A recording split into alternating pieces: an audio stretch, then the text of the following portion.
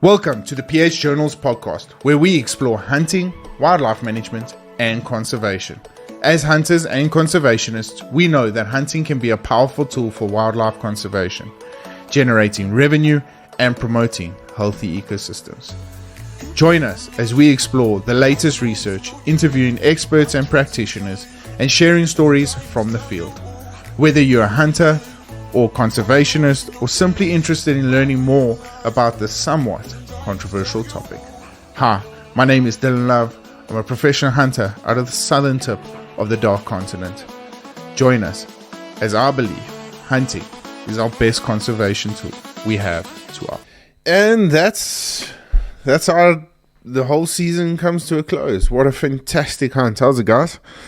Excuse the voice. I've just come off a bit of flu over the past 2 days and stuff. But it's been an incredible experience, There's a couple of hunts in the pipeline up until the end of the year, but nothing really set in stone. So this one I'm taking as my last hunt for the season, and what a way to finish a very, very productive season off. And my second season under my belt as an outfitter. It's been one hell of an experience. I'm so fortunate and privileged to be in the position I am, and I just want to take this opportunity to thank everyone that has been involved, from Treason, FFS Outdoors, Max's Tires, PH Toolbox, Scully's, Splitting Image Taxidermy, everyone that has backed me. Just thank you so much for all the effort, the communication, the love, the support. It's really gone a long way, and I think this podcast out of many that I've done this season really is just a true testament to how far I've come as an individual, a hunter, and I'm very, very proud to sit behind the mic here today and tell you guys my story, because I think it's around about that time. And so what a interesting way to finish things off. Cody and I, we started our journey back in 2021 at the end of the year, right at the end of the year. It actually came out in December, and we were treated to some spectacular scenes. The weather was fantastic, and just really some very, very special hunting, from torrential downpours over our Inyala hunt to golden skies over our golden wildebeest hunt. It was a hunt that would forever sit in my memory for a very, very long time. And if you guys haven't yet, you can head along to my YouTube channel and actually go and experience that hunt for yourself, from hunting kudu up in the high altitude mountains of Tarkastad region. It was something very, very special. And you kind of, when Cody messaged me earlier this year, I kind of got I got a little bit of anxiety attack, because I didn't really know what to expect, because how do you top a hunt like that off? And especially the list Cody gave me was quite extensive, and I'm not going to lie and I'm not going to hide anything. I was a little bit worried about the hunting, whether it would be as good as last time. But that's the thing. It's the unexpected that turns out to be probably one of the most memorable activities you have in your life. And this whole podcast is going to be based around the mental benefits of hunting, what hunting brings as a mental benefit. And I encourage you guys to play this to your spouse, to your husband, to your wife, whoever may be sitting on the other side of the receiving end of a hunter, because it takes one to understand the mental impact hunting actually has on us. And I'm going to be speaking from a beneficial point of view. I sit here today and I can openly talk about it. I suffered from depression for a couple of years, and especially last year I decided to get some help. I booked myself into an institution. Maybe that's why I was a little bit quiet on the podcast as well.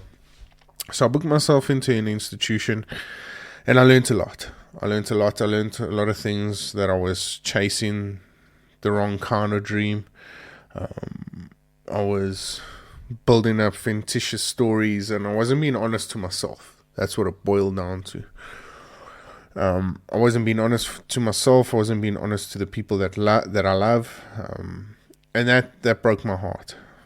But in the same time, it also gave me the opportunity to relook at things from an outside perspective, looking in, and really start finding myself and my purpose in this world. And through my mental journey, and I've really dived into it, from ice baths to long walks to running, hiking, gymming, excessive podcasts, really just doing my research out there.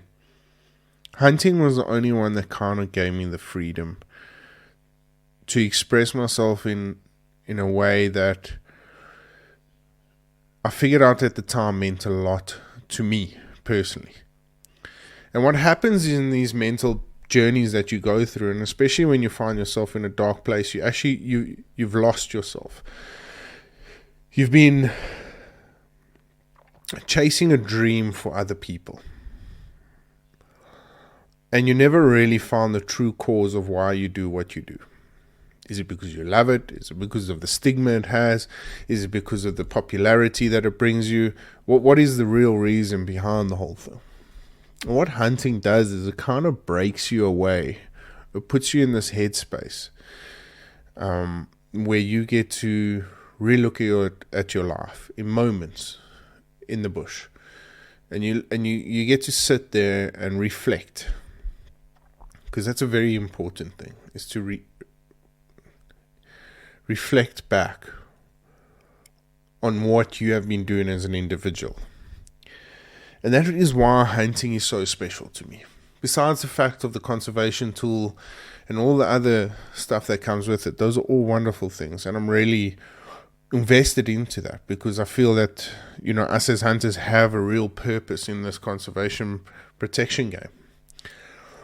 But the real reason as an individual why I hunt is, of course, it's my primal instinct. And yes, of course, I get to provide meat and food for my family, but it's also to help me through my mental challenges that I have. And why this is so important is because building up to Cody's hunt, I was going through a little bit of a dip. Things were kind of stressful, making content. You're trying to get yourself out there and generate all these things, and the world is flying past you. You flying past the world. It's a crazy nest of vibes. And one thing I've learned in my mental challenges and my mental health battle is that you really need to understand the process that your body goes through. For instance, I ice bath every morning. No, not because Joe Rogan tells me to, but it's because I find such a massive health benefit in it. I find my mind is very, very strong and very powerful under stress conditions. So when I put myself under immense stress of cold and pain, I find my mind works a lot better. So when I do it first thing in the morning, it just helps me to think clearer. Besides all the other benefits of slowing down your serotonin and all the build-ups and all that sort of stuff, it really just helps from a mental perspective. So you guys need to understand that, according to science, that us as individuals, we need at least about 150 minutes a week of intensity, of some sort of heart rate build-up. For about 75 to 90 minutes a week, sorry. Sorry, let me rephrase that. We need about 150 minutes of aerobic exercise a week.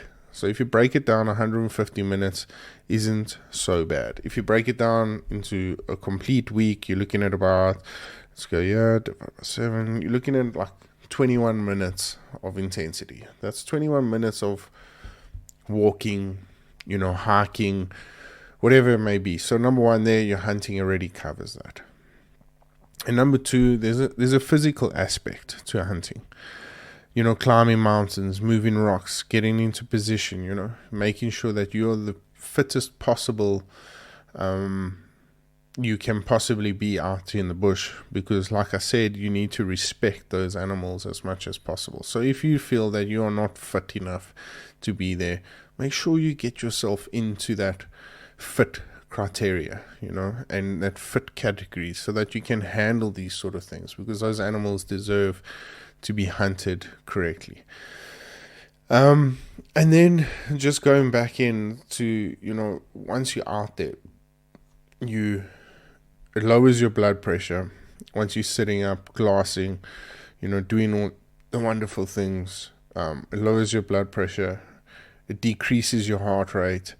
It reduces stress, because there's nothing really out there that can stress you out. Leave your cell phone at home.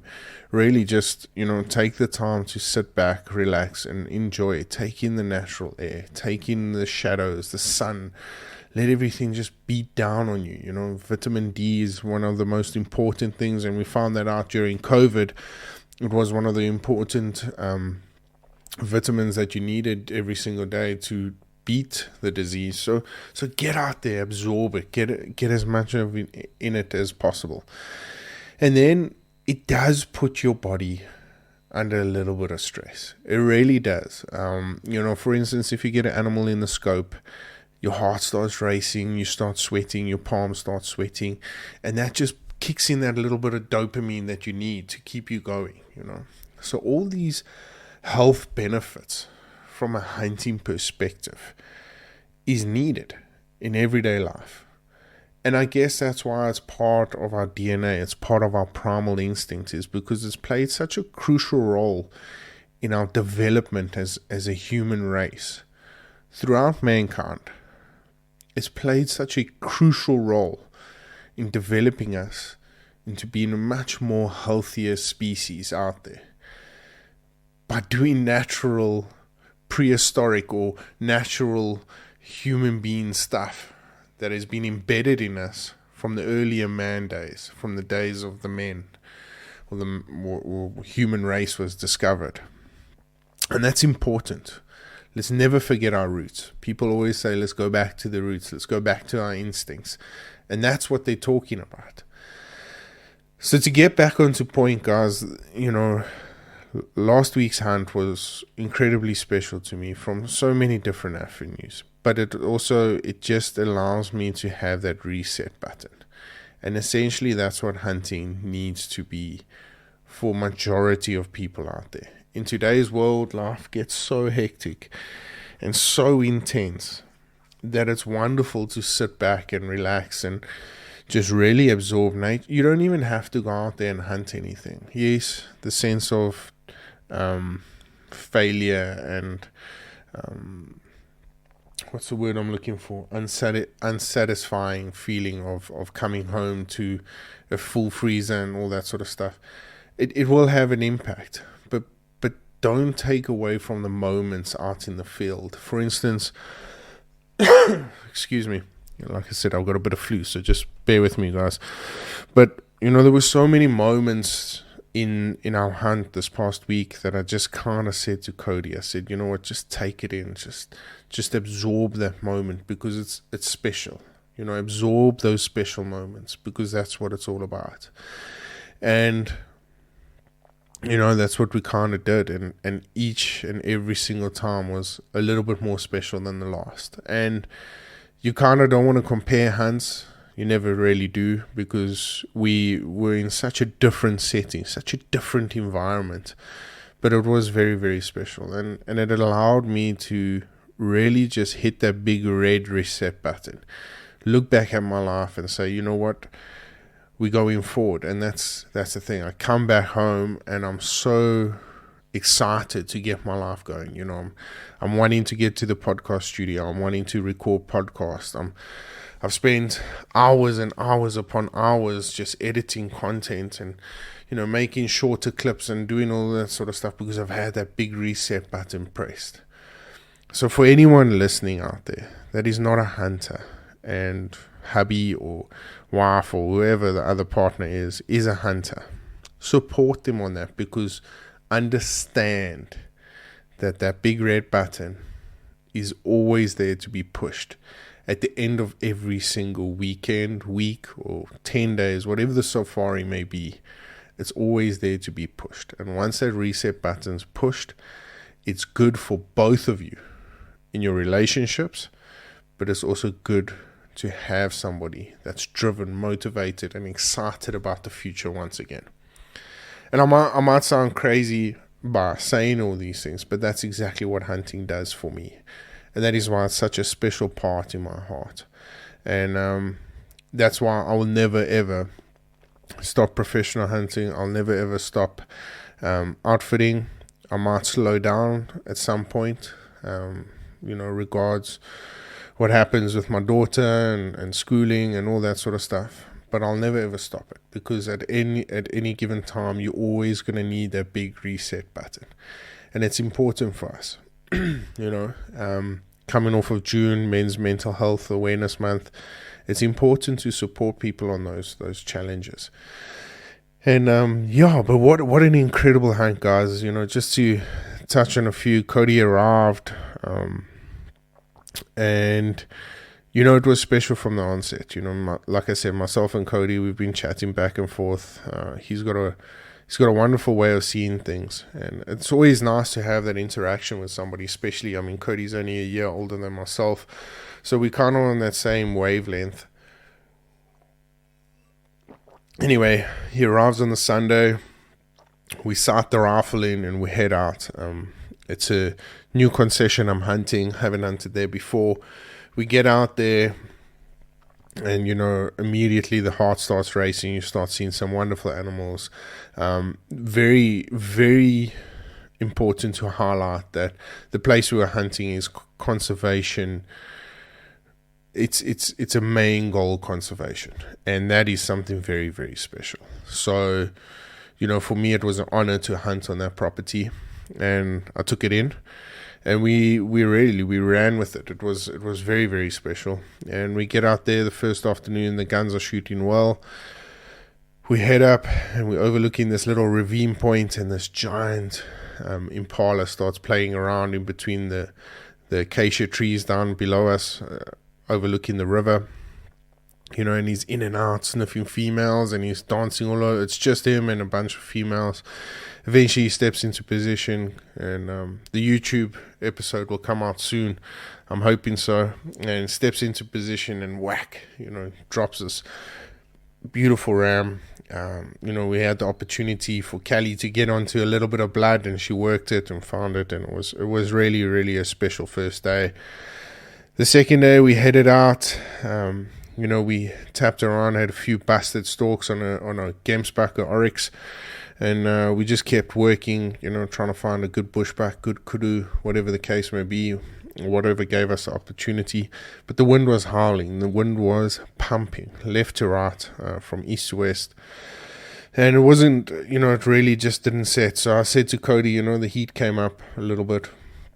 I said, let's just try and settle in, and, let's go back and have a bit of lunch and come back late afternoon, so that hoping the wind would die.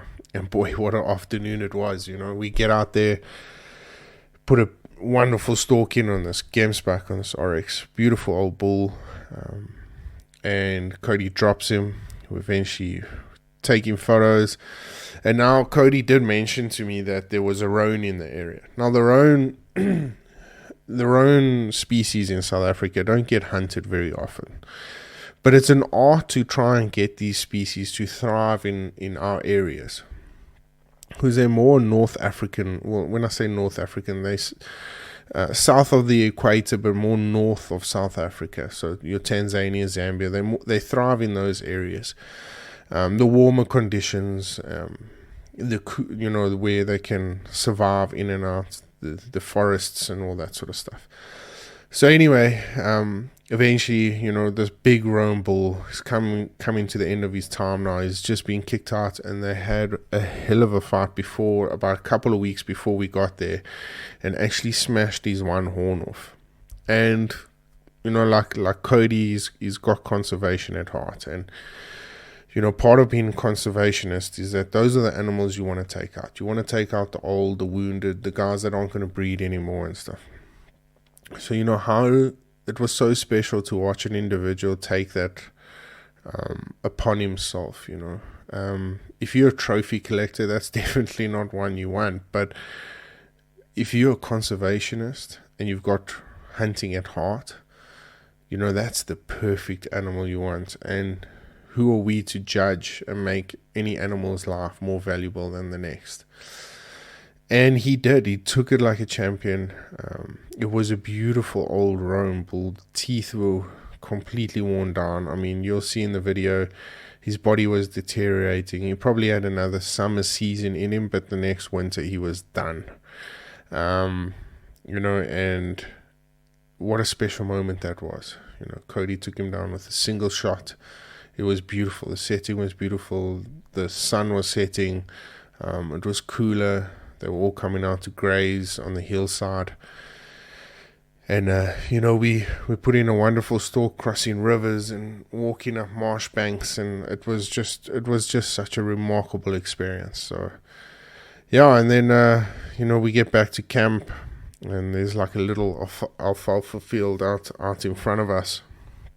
And the pigs came out in this pretty nice, really nice warthog boar. They don't get big in our area because the ground is so hard that you find they often wear their tusks down a lot quicker, or they don't grow as wide and as long as what they do in north of South Africa, like your Limpopo provinces, where the ground is a lot more softer, like a beachy, sandy vibe.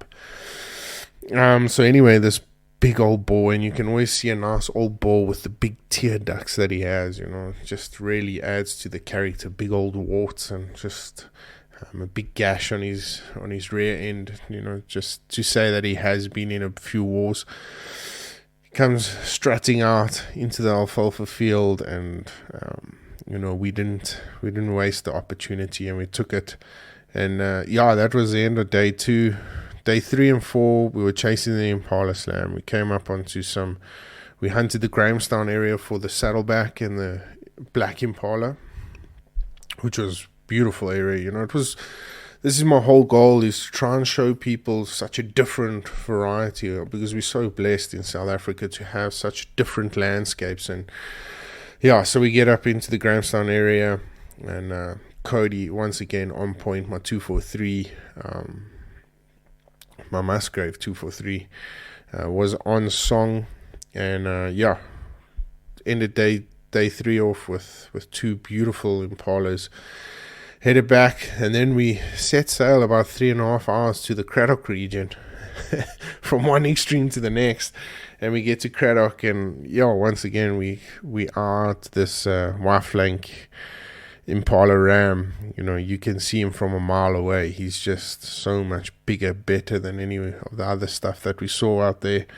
And he's claiming this huge impala herd. So they were pretty easy to find, but difficult to get onto, because it's quite flat and open over there. So your stalking options are very limited. But we eventually catch him in the one ravine, and we pop our head out as they were feeding out. And Cody snuck in, and we got a perfect shot on him yet again. And then then it was just down to kudu and bushbuck hunting. And I'm lying. We went. Day 5 was special. We headed out to Port Alfred, and those of you that know, we've done a few of the Orobi now in the Port Alfred region with a good friend of mine, Jeff Ford.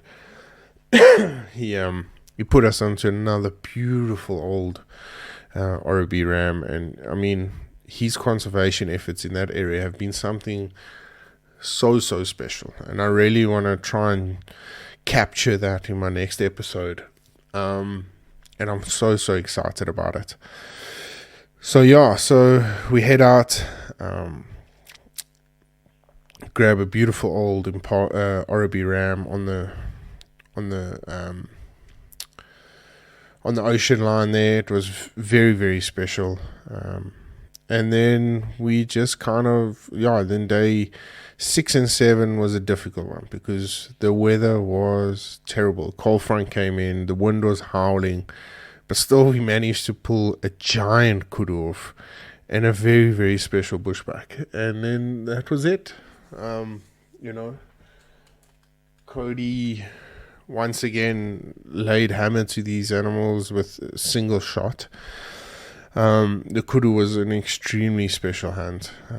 Crossing fences, water holes, climbing into position, a lot of discussion back and forth, what we should do, planning, getting into position, figuring out bullet trajectory. And it was something so cool to be a part of. And we ended the hunt off with a stunning bushbuck ram overlooking the Kubusi off a set of kranzes, overlooking into this riverbed, and we saw this ram chasing a few females down below us, and Cody once again laid hammer to him. And that's the special thing about it, is that our hunting experience and was so special. The hunting was always just going to be a beautiful add-on, but it was the experiences that will live long in my memory. The laughter around campfires, the breakfast, the lunches, the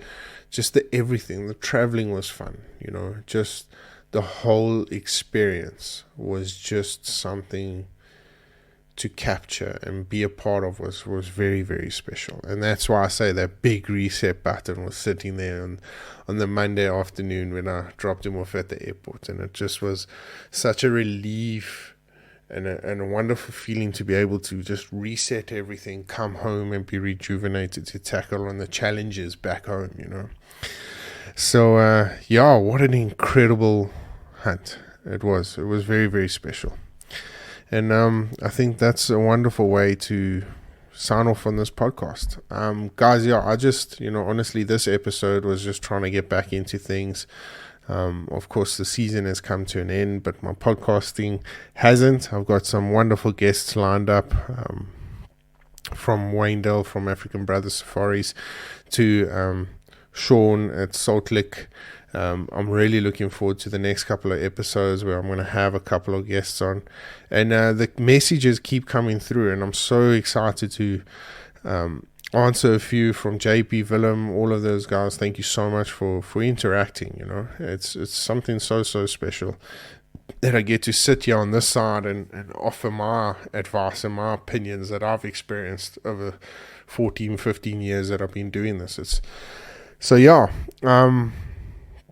I'm back. Hopefully next episode I won't be so clogged up, and I'll be a lot better than what I'm feeling like today. So just guys, once again, thank you so much for all the support. If you haven't yet, I'd appreciate it if you head along to my YouTube channel and like, share and follow. And then as well, I'm running a poll on my Instagram feed. For those of you that haven't checked it out, go along and have a look at that poll. I'm wanting to figure out whether I should be putting these podcasts back up onto YouTube, and the reason for that is that the support over the mainstream has been absolutely incredible. Apple Podcast, Spotify, all those sort of things. But I felt there has been a little bit of a dip to the visual side of things. So I've got a program that not monetizes, but overlooks the whole podcasting process. So I'm wanting to find out, is YouTube a platform that a lot of you guys do watch on, or do listen to podcasts on, because that will be important information to me, and the only way I get to have that information is if you guys interact with it. So I would appreciate it if you guys head along there and go and check it out and offer your opinion, or just drop a poll. It would mean a lot to me, and obviously hopefully give it better for this sort of platform to grow. And I'm really looking forward to next week, and hopefully the episodes of Cody and our previous hunt will be coming out soon. I'm going to try something new. I'm going to be doing all the voiceovers and all that. I'm pretty excited about it, but I'm also really, really nervous. Temba's done an incredible job on my YouTube channel so far, and I don't want to take anything away from him, but I would love to do my own stuff. So I'm looking forward to that one. I'm really, really excited. So guys, from myself and the whole PS Journals team, just a very big thank you to all the support. And if you are, happy hunting. Until then, stay safe, stay blessed, stay humble. We'll catch up with you guys soon. Cheers. The Journal is brought to you by Treason. Don't just blend, become. Splitting Image Taxidermy. worth remembering. Maxxis tires, covering pHs over any terrain. Magnum Archery. Scullies. The little things are what makes life wonderful. Vanandi Blends, changing the game. FFS Outdoor. Versatile gear for any situation. PH Toolbox, helping you make your own adventure.